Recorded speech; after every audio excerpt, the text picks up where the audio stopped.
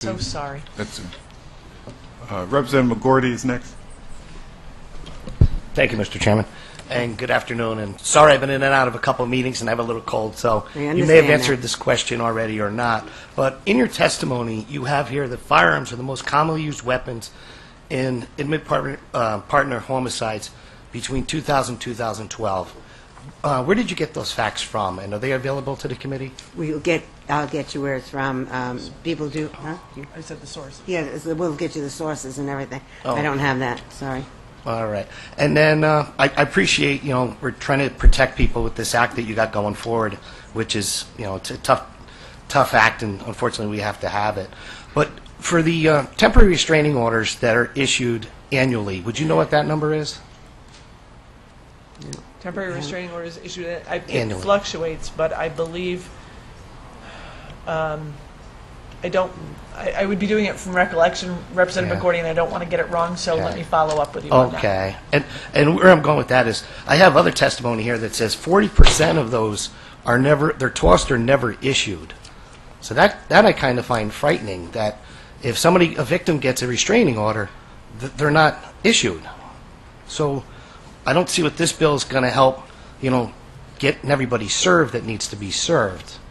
Looks like we're trying to remove guns without actually letting the person know that there's a restraining order. 40% seems kind of high, and I don't know where they got their numbers, but I think 1% is too high. If the restraining order is to be served, it should be to be served, and I know some people do go into hiding, but, that seems kind of high for, not being served, and that seems like an issue there. That's the end.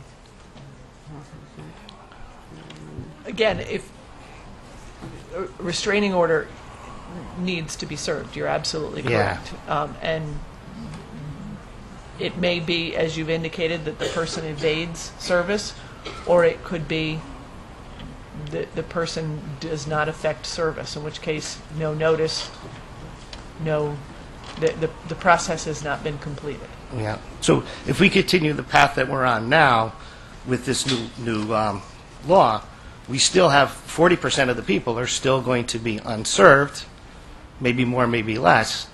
And I don't see with the, if they're not served, their guns are still in their possession. How do we tighten up that 40% to get these people served? Do we have any idea how we could do that? 51%. Again, I think that would be education for the individual applicant. It could be any number of things that cause that for that service not to be effectuated or that process not to be completed. Okay.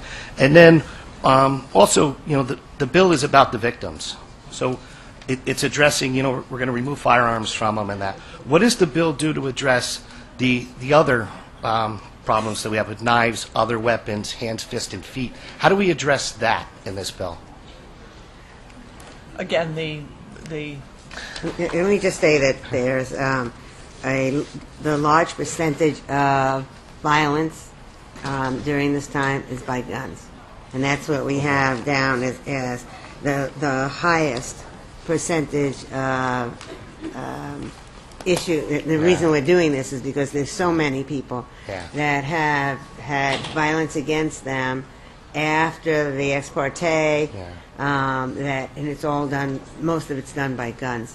Okay. Do you have statistics on how many are guns, knives, other weapons, and hand, fist, and feet? We can get that for you. Could you? But we are talking about that basically the risk to women prohibiting the gun by anyone is it's done during that time of the temporary restraining order. dependency. Dependency. Yeah. Okay. Thank you very much. Thank you, Mr. Speaker.